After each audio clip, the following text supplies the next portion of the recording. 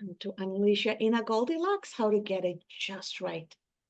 Thank you so much for joining us for another insightful and deeply, deeply impactful conversation. I am absolutely delighted and over the moon to have my dear friend, somebody I consider a fellow change maker, a fellow educator and a researcher, and somebody who's truly in tune with the importance of balancing our humanity with our sustainable progress. And this is where Dr. Rajesh and I so energetically and vibrationally interact and intersect. And today we are going to be talking about tariffs, but tariffs from the perspective of how can it be used or appropriately managed to build sustainable economic societies for shared progress, keeping in mind our humanity is what's going to help us thrive. And any form of capitalism that is not inclusive and compassionate is going to leave people behind and shrink the market and therefore limit and retard progress. So with that in mind, Dr. Rajesh, namaskar and welcome. Welcome to Unleash Your Inner Goldilocks.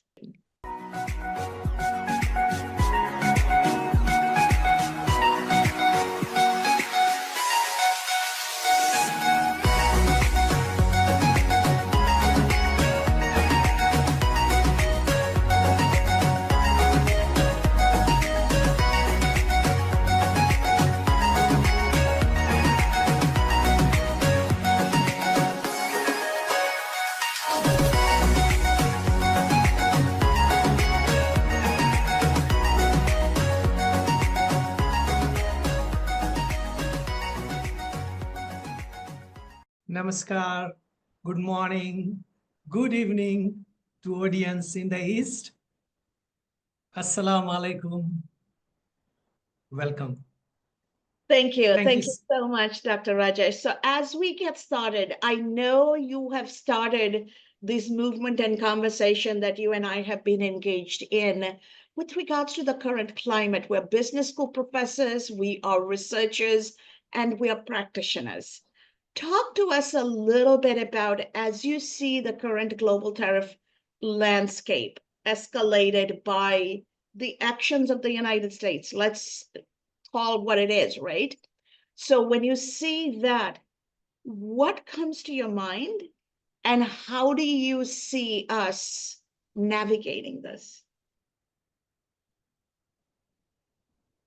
Great question, Kasturi. United States of America, not just I believe, but the entire world believes, is the leader of the world in terms of technology, in terms of business acumen, in terms of global trade, in terms of freedom of speech, freedom of business, and freedom of social life. And every single, or if not single, at least alternative man or woman aspire to visit, to work with, to study, or to retire in the United States. I'm very fortunate to have been associated with ACBSB as a board commissioner and several other positions in the past 1.5 decades. And whatever I have studied through my several trips to the US and many, many friends in the United States, as also these 60 countries that we have membership from. And I travel to many countries for long. And I realize that what I call the Trumpian tariff as a phrase has really shaken the world. The world was easy, it was going on, except the wars between or amongst few countries. Everything else was as usual until April 2nd, 2025, when President Trump announced reciprocal tariff, a new term, not new in the sense of global trade, but new in the sense of what it indicates or what it wants to indicate. That if you are milching me, I will milch you. If you are taxing me, I will tax you. There is nothing wrong with this thinking. I think every country's president will think probably the same way. He wants to protect the interests of the United States, which any president or prime minister wants for his or her country. He wants to make America great again. He wants to make America affordable again. Everything is normal. What became less than normal or above normal is the way the reciprocal tariffs at 10% first and then up to 245% were announced in 2 weeks of April 2. So by end of second week, we started seeing the chaos. The President Trump is probably very brilliant. He's very fast. He is thoughtful, and he enjoys the mandate. And therefore, I believe he represents the people of the United States. But what happened? We see that 60 by 60 or 5050 and different kinds of movements where simultaneously people come on the street. I think the major reason is the lack of prior communication to what he wanted to do, good for America. I think the lack of consultation is the prime reason and not what is being done now. But then came up the war of egos, the war of volatility, the war of negotiations, the war of selfishness, the war of such qualities that they were hidden in people and now being manifest. Absolutely.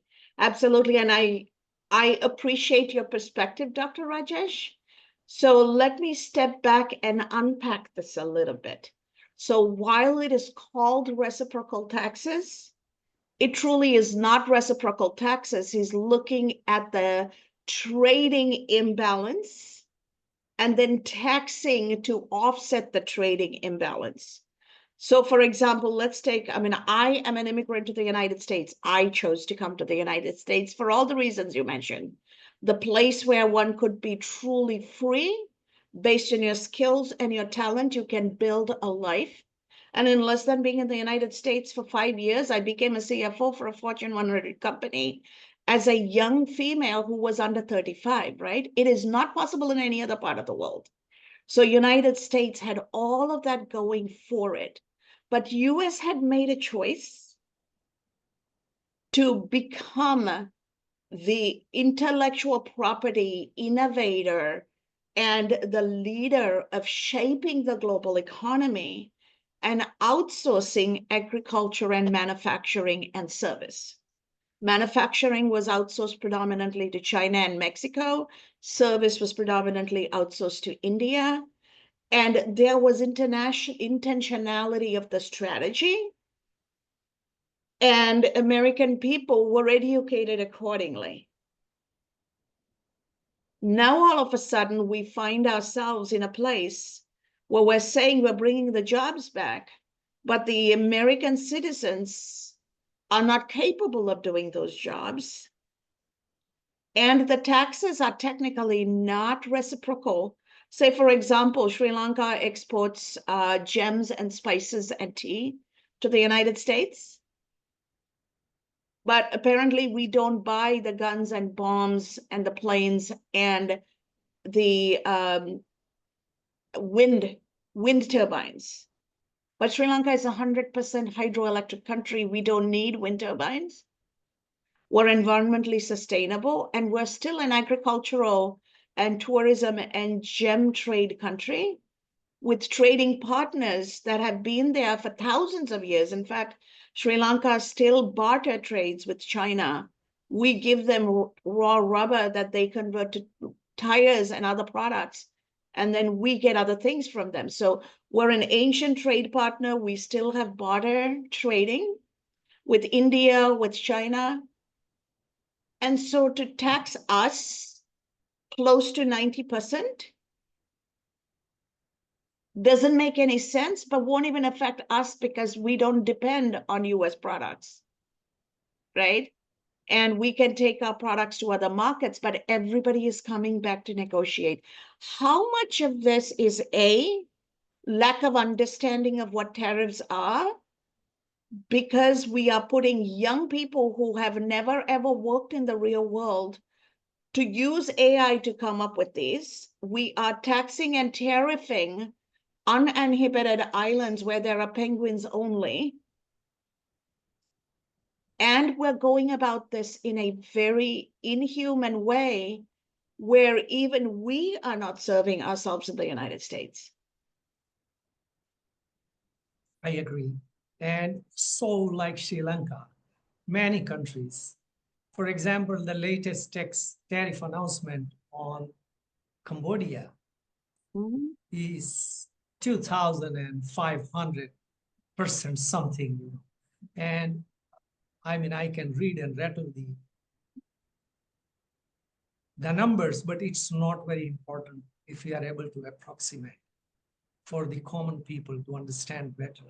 Now, no country will be able to export at 2,400 something percentage tariff. Same way, 245%. And now, of course, today we hear that the stance of Trump is to reduce tariffs substantially with China. All said and done is fine. The question is, what will happen or what has started happening as a reaction or an alternative strategy or a set of actions that other nations would like to take, and some of them have started taking. I give one example. The shipment that China, I run recently a group called Tariff, Trade, and Tech Impact Group. So T3IG on LinkedIn, and in less than maybe 2 weeks, 150 plus qualified members have joined because I control the membership. And I learned that a recent transshipment from China to United States was diverted onshore to reach Mexico and Canada. Now, Mexico has relatively less, 25%, some cases 40%, but certainly not 245% tariff. Therefore, the investors in Mexico, they have started building quickly warehouses and logistics parks to manage this additional cargo, which they have never received in the past. And almost $600 billion of such goods were diverted in just a single masterstroke. Now, who will benefit out of this?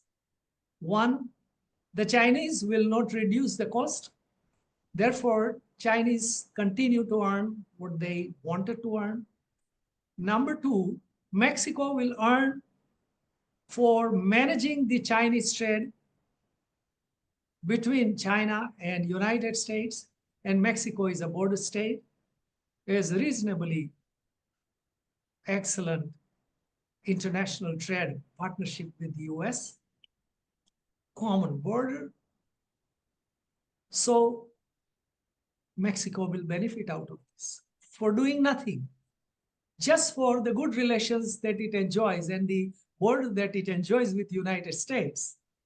It will Absolutely. be rich. Mhm. I can share many, many examples, but I know I you're want to listen to more of your questions.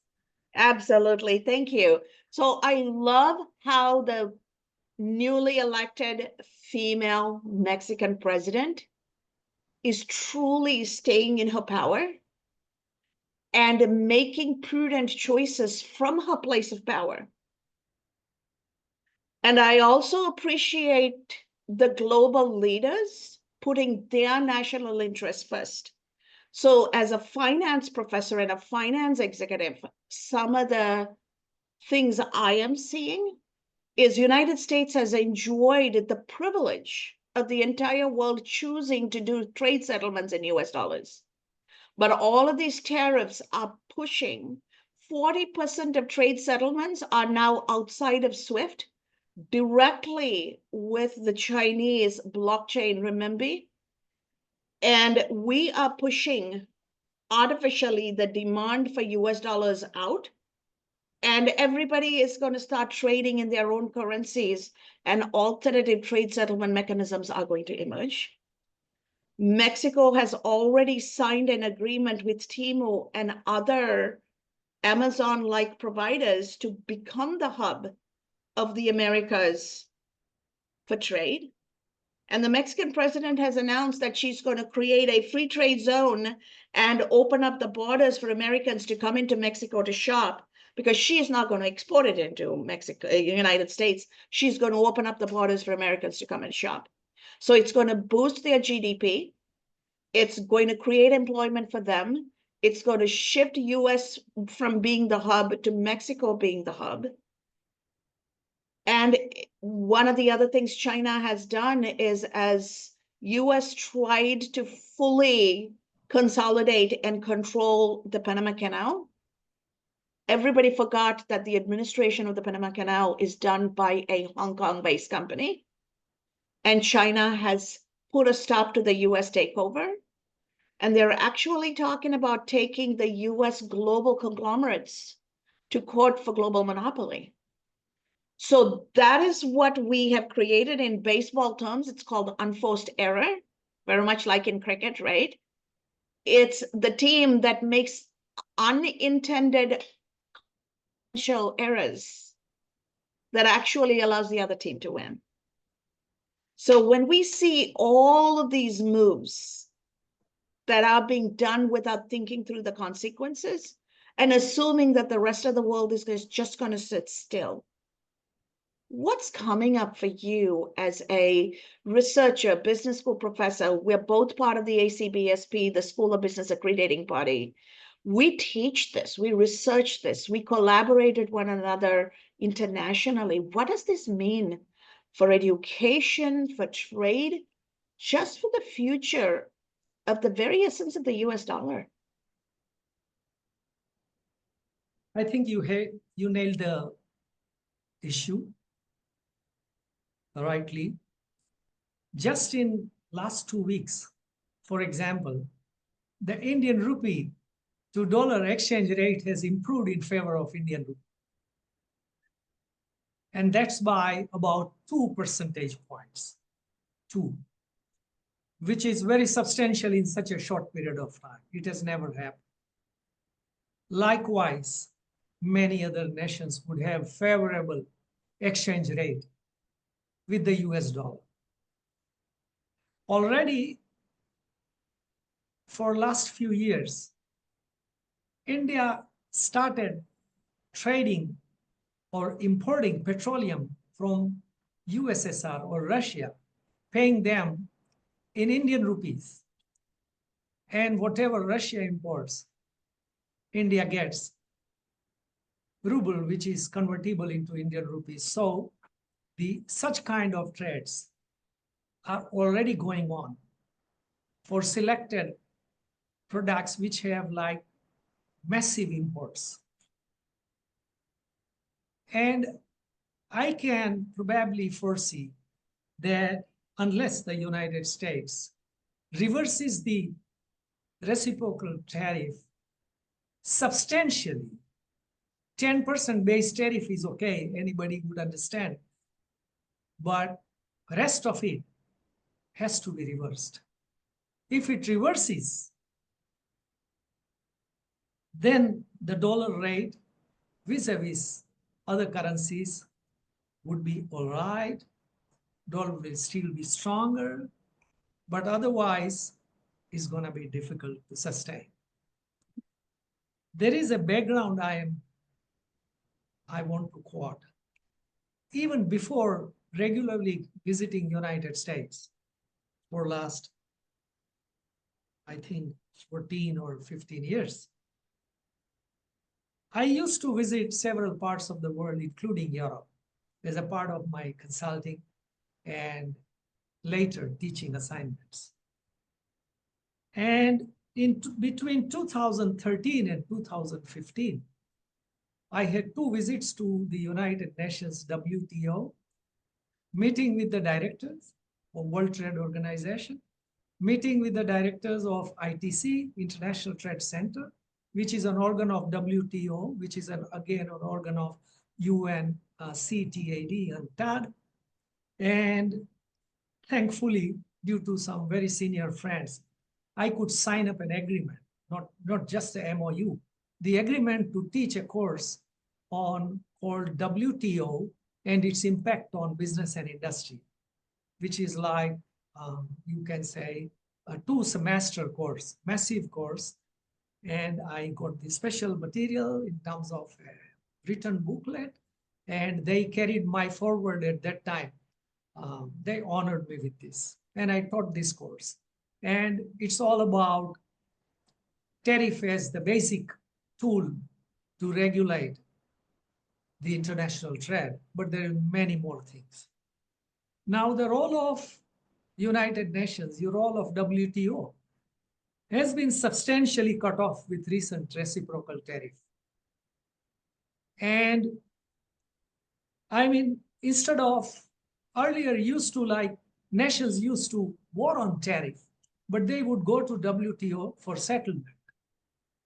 Now, no one is talking about WTO. And I'm afraid the role of WTO will go down to history unless it really acts decisively, the leaders. I'm not sure about it because I don't see anything, but I think there might be something going on. So if as a corollary, if every nation starts taking decisions about reciprocal tariff, one can imagine chaos where 200 nations are fighting over tariff. And in all likelihood, some of them will lead us to World War III. Nobody wants World War III anymore because we are aware of the consequences of World War I and II. But the selfishness leads to insane decisions. And insane decisions lead to destruction. And destruction of business invites destruction of properties. And in the race for power, to be number 1 in the world, or to maintain to be number 1 in the world, half the world may be wiped out, either because of poverty, which is already looming large, because of lack of business, because of water crisis, so many other consumer crisis, food crisis, petroleum crisis, so many things. I mean that I don't want to use the word evil mind, but any mind which thinks of only self and not the world is going towards evility. I absolutely love where you took this, Dr. Rajesh, because ultimately The Latin word for Mother Earth, earth, is humus. And from there comes the word human, humanity, and humility. All of that is derived from the power of Mother Nature, the groundedness of Mother Nature and the vibrations of Mother Nature, and the fact that a English-speaking society that has its roots in that Latin tradition, forget our Eastern tradition, right? The Western-speaking Latin-based traditions are forgetting where the roots are. And when we compromise our humanity, we compromise the energy of the environment, then we are setting ourselves up for failure of our own kind, because Mother Nature and Mother Earth and the universe will go on without humans because it existed before and it will exist thereafter, right? So I love where you took this conversation. And before we wrap this up, we are slightly over time. I would love to open this up at least for one question from our audience. Go ahead, Robin. Okay, yeah, I love this conversation and have been fairly active in speaking out against the policies that my country has been doing. Your country too, Cass. And I'll just say very quickly, I was reading an article, a very positive article about this man who was a trash collector. And so he'd ride on the back of this really big trash, truck picking up trash. He says first day he hated it. He thought, okay, this is my job. I need the money. And so how can I make it better? So he started smiling at people, started dressing up on Halloween and Valentine's Day, et cetera. And people knew him along his route, would leave him gifts. So this is great. He was job crafting, okay? Making a good situation out of a bad situation or a less desirable situation. But then later, so was reading the article, there's a line that said that he worked like 12 hours a day, but was having trouble making ends meet. And I thought, wait a minute, here's a guy working 12 hours a day, 5 or 6 days a week at a very dangerous and difficult and less desirable job. He's having trouble making ends meet. How much is he getting paid? And then how much is the president of that company getting paid? And so it comes back to, the president of the company could say, hey, the guys who ride in the trucks, I'm going to double their salary and I'm going to take a less salary. So there's all kinds of things that can be done if you have a humane heart and if you look at things from a humane perspective. And so in this day and age, at this exact moment, it's very easy for people to feel very helpless and there's nothing I can do. How can I affect any change? And I think falling into a state of kind of despair and non-action is not helpful. So I'm wondering, what do you suggest to the people in your country or to people that you associate with? How do you encourage people to take whatever legal action they can to speak out against the multitudinous areas of injustice, both economic injustice and other forms of injustice? Thank you so much, Robin. I appreciate your views. I think wherever there is injustice, people should gather together and raise their opinion. And if the opinion is not heard by the government or by the authorities or by the organizations, they have what India is famous for is a word called satyagraha.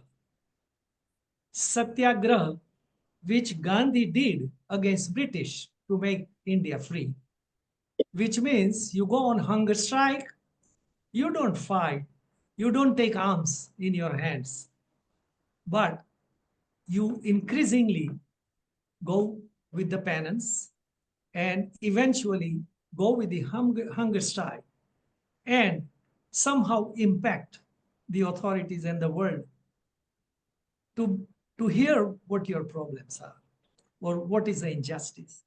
And of course, for lack of time, I am not able to give many examples, but I can share in some other conversation as to how this is happening.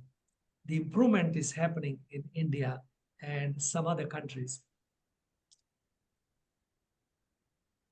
Thank you I so think, much, Rajesh. That is yeah. such an amazing note and a perspective to share, because I share the tradition, I share the culture, and India's leadership in economic boycott of the British Crown, followed by the entire South Asian subcontinent following suit of Gandhi's movement, is what got us all independence, and we never fired a bullet, that entire region, right? So there is a way to economically, without confrontation, through collective justice and humanity-based choice, to change the trajectory. We are a living example. To this day, we wear saris and sarangs in that entire region because those are symbols of our freedom for us. And I am named after Gandhi's wife for that reason, Kasturi, right?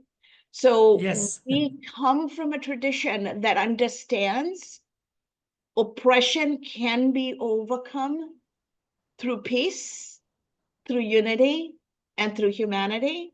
And I cannot thank you enough for putting that message on the table, because not getting swept away and becoming like the oppressor, we have already become the problem. And how do we stay in our state of grace, in our state of peace, and drive the change? That is the single most important message you have given. So thank you. Thank you so much, Dr. Rajesh. I appreciate you. I can see Thank you you. have one message you want to give as a closing thought. Go ahead, and then I will wrap this up. My closing message is the live example that is happening now, that India becomes the first large country, or probably the first country, to be on the negotiating table and very close to finalizing the deal with the United States. And that's why other nations in Asia and Europe are now planning to put up manufacturing in India, because India has not opposed reciprocal tariff. India chose to negotiate with several meetings. And J.D. Vance's visit to India recently, the vice president of US, it was so successful. Therefore, I think somewhere the woman power, his wife is Indian, by the way, Usha Yes. Vance, and somewhere the woman power is working with smartness to avoid tariff war. And I think all women should be consulted how to avoid tariff war, including roaming and Thank you. custody. Thank you so much, Dr. Rajesh. With that note, we bring this to a close. And to our audience, remember, we are never powerless. If you ever think that I am just a drop in the ocean, what can I do? I would remind you to go and read Rumi, one of my favorite poets. He's a Persian poet. He talks about how none of us are a drop in the ocean, but each of us are the entire ocean in a single drop. In us is contained the entire power of the universe, Mother Nature. Our soul is the essence of vibration, the essence of that power. Tap into that. You're not one, you're part of a larger collective. Our humanity is stronger than any ill thought out, ego driven, or selfish decisions people make. And we are going to be successful because we come together in the essence of our humanity and lift each other up. So go out there and keep in mind, every human interaction is your opportunity to transform yourself, and keep transforming the world around you. And that is what Unleash Your Inner Goldilocks is truly calling us to take action on. Thank you so much. I enjoyed the conversation. And again, women have the power to bring the new world, and they have a natural power